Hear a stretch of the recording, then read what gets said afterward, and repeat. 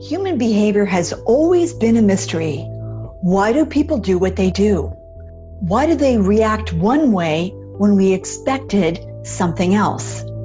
How do we learn to understand, connect with, enroll, engage, align with people most effectively? Hi, I'm Christine Comerford, founder of SmartTribesInstitute, and welcome to our Smart Tribes Crack the Behavior Code podcast. In each episode, you'll learn practical, easy-to-use tools to better understand and change human behavior. These tools will help your team outperform, out-engage, outsell the competition. In other words, to become a smart tribe. Oh, and you'll find these tools super helpful in your personal life too. Let's go. Hi, I'm Christine Comerford of Smart Tribes Institute, and welcome to Inside Leadership. And I have an awesome guest with me today, Christine Crandell. I have known her for, over 20 years. And what's cool about Christine is that she is the president of New Business Strategies. She is a customer experience expert. She is a B2B marketing expert. She has worked with over 100 B2B companies throughout the US, Europe, North America, Australia. She's recognized as an expert. She's won tons of different industry awards, but here's my favorite part. Clients who work with her on average, which means it can be higher, get 40 to 50% increase in revenue and ROI. So she knows what she is doing. She is a marketing guru. She's a frequent speaker. She's written over 300 articles. She's just the sort of person that you want to have on your team. She is the author, the creator of the Seller's Compass methodology. And you can find her at chriscrandell.com. Chris Crandell, that's on Twitter, and it's at ChrisCrandell, and she will be answering a bunch of questions for us today because I think she's kind of a smart, interesting person. So welcome, Christine. Thank you, Christine. It's a real pleasure to be here and also a real honor, and I feel no pressure now at all. We're just going to have some fun. So, one way that we learn, right, is through conflict, is through difficulty, is through some stress. And the pandemic has been really rough on humans in general. So I'm curious, what have you learned or what are you learning from the pandemic? That's a really interesting question. When the pandemic hit, I kind of looked, and we all went into lockdown, right? And we all had no toilet paper, and I still have yet to figure that one out. And I sort of looked at it and said, there's one or two paths that I can take, right? I can go with everybody else and go, oh my God, the sky is falling. Or I can say in this, right, is opportunity. So what is that opportunity? And it's here, right? Yes, it's a pandemic, but it's here. And I viewed it as an opportunity because, we're all isolated, or at least I'm isolated in my own little bubble that I've just sort of like manufactured around me. And I said, this is a great opportunity to spend so much time with myself to really kind of get and do a lot of work on myself. So how do I grow spiritually? How do I understand myself, which is something that I have not spent a lot of time on historically. And how do I learn to love myself, which I recognize has been a really big deal for me. So this has been a phenomenal, I almost feel bad saying this because this pandemic has been so devastating to so many people, but it has been this incredible opportunity for me on so many levels to understand my triggers, to reaffirm my boundaries, to really understand the behavior that I really want to be seen for and how people see me and the behavior that I will or will not, accept from others. So I'm very grateful, very grateful. Yay. Hey, it's really cool to see a business leader that's doing the introspective work because I think this has been a great opportunity for all of us to do introspection. And when people see others and leaders doing introspection, it sort of like weirdly gives them permission to do it too, or moves it maybe up their stack, if you will. So thank you for sharing that. What project or challenge are you working on right now that's like really kind of exciting to you? One is a big one, which is self-talk, right? We tell stories to ourselves, and I've been very busy over the last, many, many years, decades, of just repeating stories that were told to me when I was a child. You're not this, you're not that, you're not this, you're not that. And now I'm consciously catching myself when I hear those stories, or I'm telling myself those stories, or I manufacture stories about a situation that doesn't exist, which I have nothing to do with, right? And I'm like, where did that come from? It's not relevant, be gone. So that really is my project now, coupled with a couple of other things. But it's amazing how stubborn the brain is, and it's also amazing and how sneaky the brain is. And you're like, wait, what? No, cancel. Yeah, and it's also, I find amazing how resilient the brain is. But it does take repetition, because those grooves, it's called Hebbian potentiation, if we're going to totally geek out, is where those grooves, like grooves in an LP, are worn down. And to myelinate, to create new neural pathways, we have to wire certain neurons together so that they fire together. So, and we can do that consciously. Yeah. So cool, good. Thank you for doing that. The Dalai Lama said a while back, if just 1 million of us, only 1 million, wake up, right? Really wake up to the truth of who we are, to the God that we are, etc., it'll shift the entire consciousness of the whole planet. So I'm just working on trying to be one of those 1 million. All right, cool. How do you navigate the hard stuff? Oh, conflict, tragedy, anger, upset in general. How do you do it? I think there's an old saying, I don't know who made it up, but that not everything deserves a response. And I found historically that, and I still do it now and again, is that, oh my God, I get an email and right away I have to respond, right? And I'm now going back and going, some things, and to some people I will always respond because I care about the situation or I care about that individual. But oftentimes I look at this and saying, stop and saying, first of all, do I have anything to do with this? Right? Do I really care? Right? Do I really care? Overcoming that conditioning of, oh my God, I need to respond. I need to jump in and solve someone else's problem when that's not at all what they want. They just want to vent. So the other is looking at triggers. There's certain things that trigger me, which goes back to the self-talk. And I'm trying to consciously, some days are good, some days are not, consciously slow down to understand and ask two questions. One question is, where is this trigger coming from? And the other question is, so this situation that's in front of me is in front of me for a reason. Why is that? What is the lesson to be learned? And that's a really huge change for me, because I never stopped and asked, why is this individual in my life? Why did that situation happen? And now I'm starting to say, what is it that I'm supposed to learn? And some of those lessons is to basically just don't get involved. And to basically say, I what really is going on here. So I'm not sure if I'm answering it very clearly, but I kind of ask those lessons. There are still triggers and there are still people that trigger me, but I'm really working on viewing it from a different perspective. Like this person who is totally annoying in my life that I can't get rid of in my life is in my life for a particular reason. And in one instance, I saw that in some ways it was a mirror of me, right? It was a mirror of Yeah. I tend to be a little OCD. I tend to have some control, like I like to control things and fiercely independent.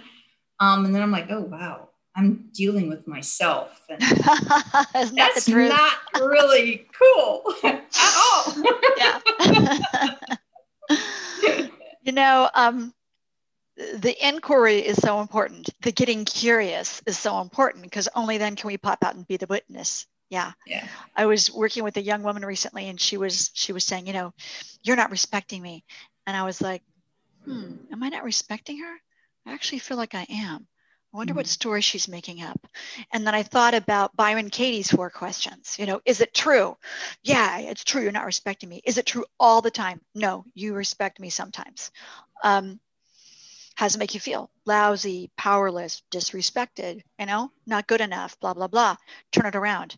Well, I'm not respecting her. She's not respecting her. Ooh, I'm not respecting me. She didn't quite get it, because she's quite young. But I think it's so interesting when people want to get respected, but they don't get that, like, it's an inside job. Yeah. People will respect you or not. It doesn't matter. If it triggers you, it means you haven't done your self-respect work. Otherwise, it'll be like, you suck. Is that so? You're amazing. Is that so? Because your own internal self-worth. So I think this is kind of a cool chance for people to do that introspection. This is one of my favorite questions. So Fred Rogers, right, Mr. Rogers, talked about those that loved us into being. And who loved you into being? Or what loved you into being? Because it can be a pet or nature or whatever. What loved you into being who you are now?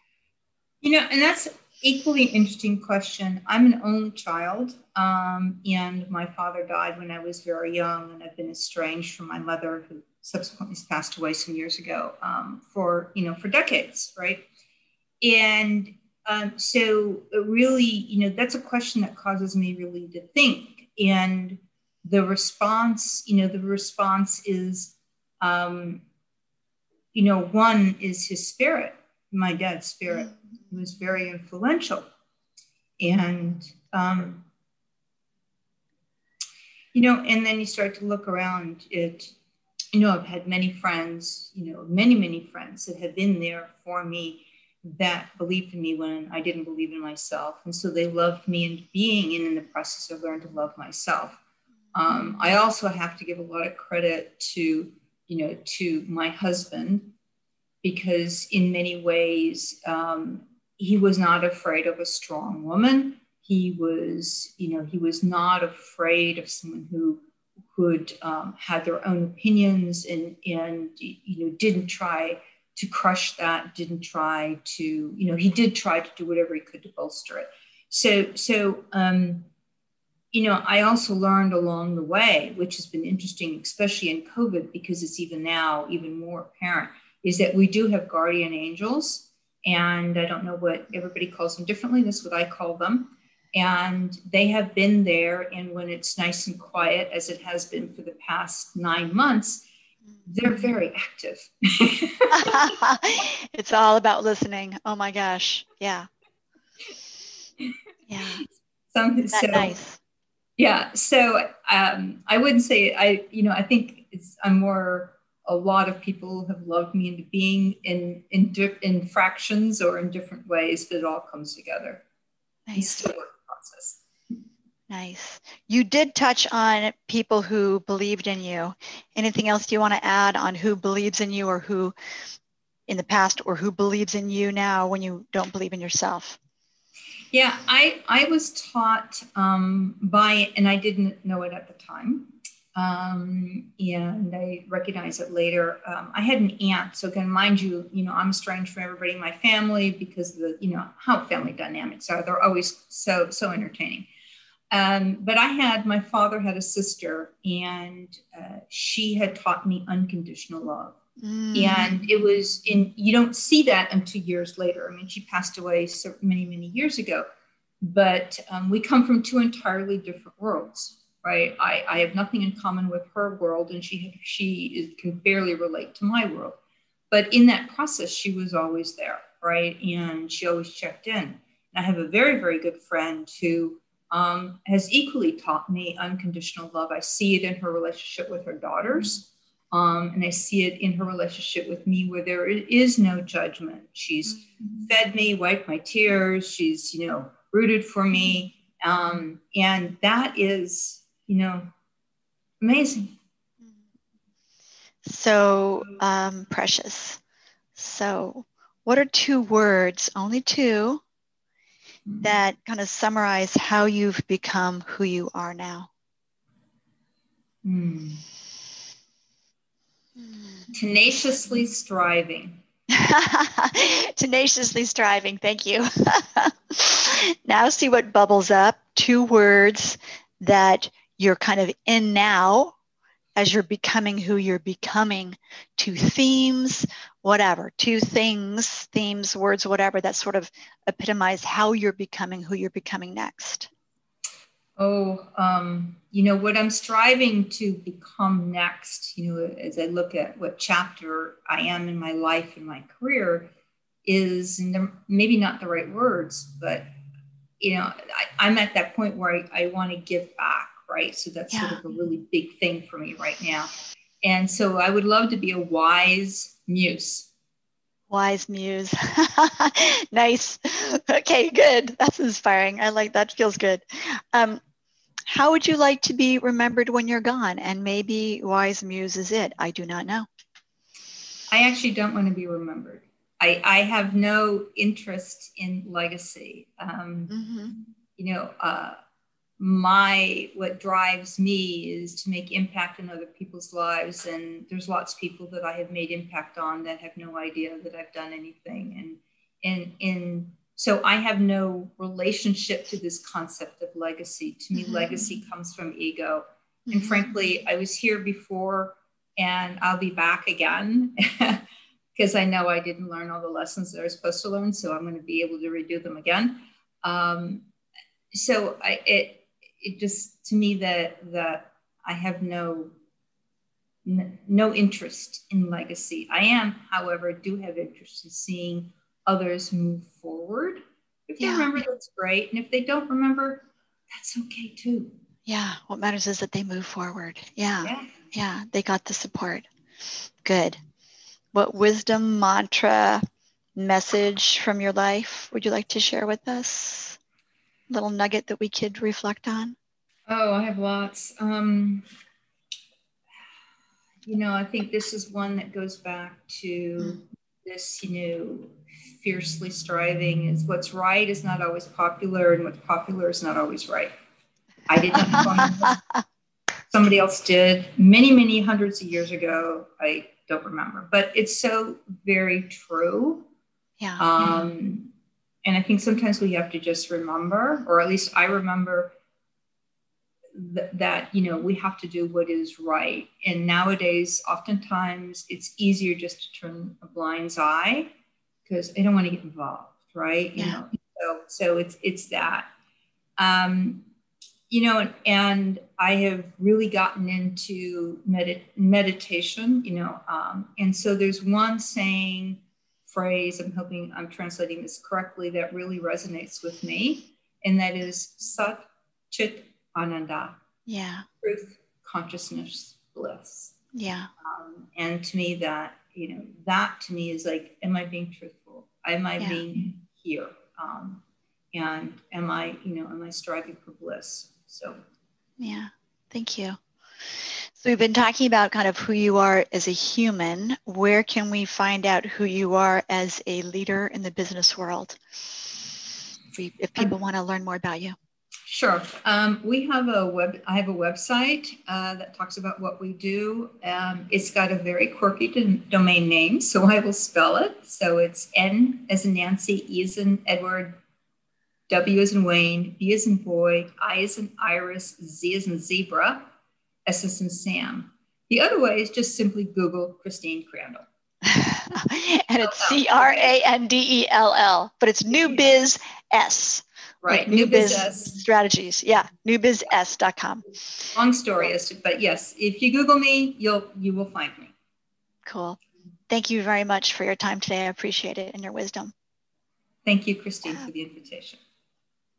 Thanks for joining me on this episode. Every listen, every share, every review helps others form their own smart tribes where teams are engaged, happy, and optimally performing. Together, you and I can help millions of people crack the behavior code in their organizations, families, and communities. I invite you to take 2 minutes and head over to SmartTribesInstitute.com to discover more about how to form a smart tribe. See you there, and please tell your friends.